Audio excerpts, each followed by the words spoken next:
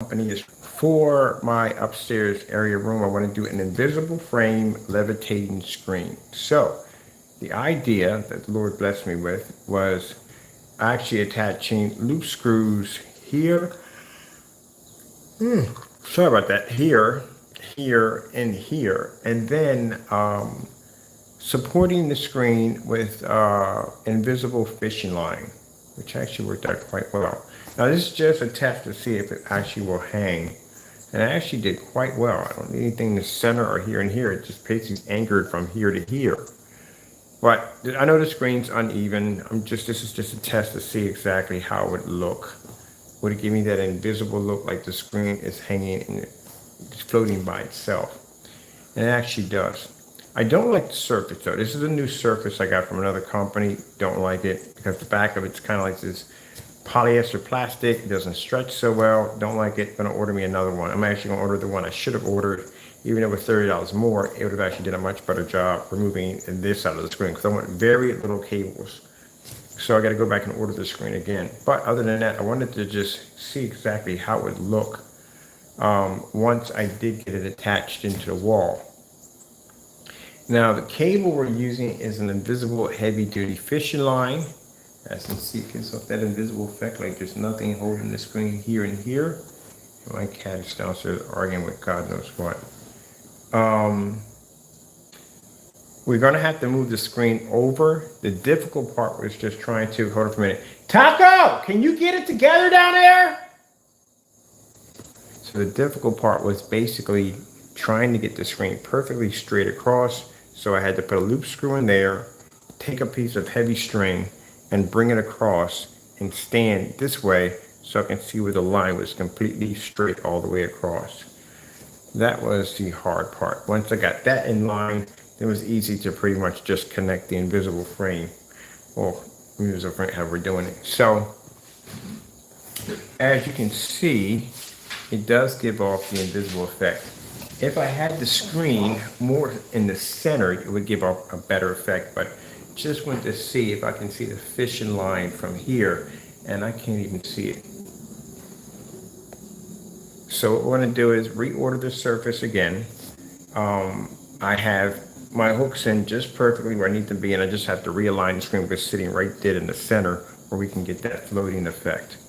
Other than that, the fishing line came out quite well.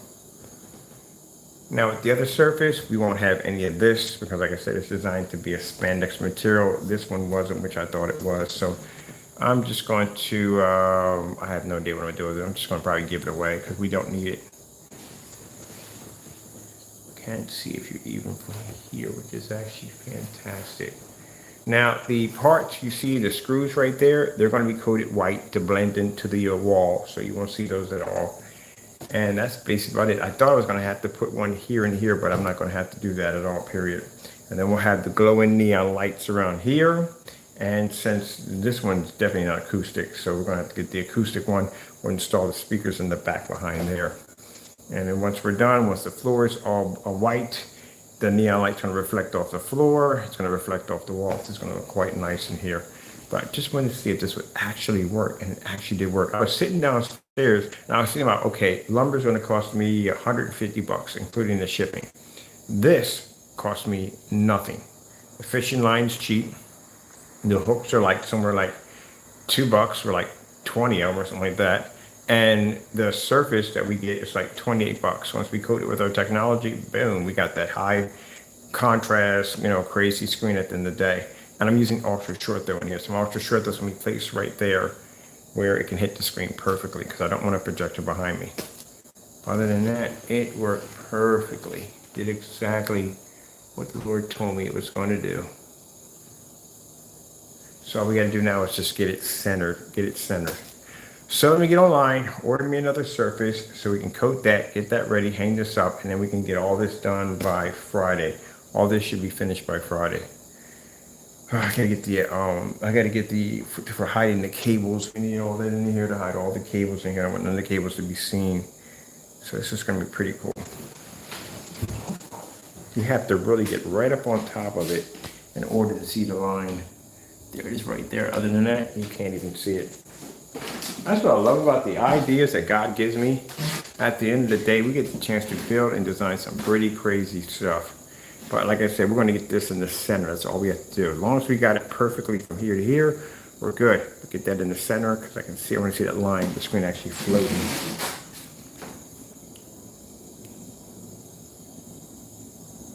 That is freaking cool.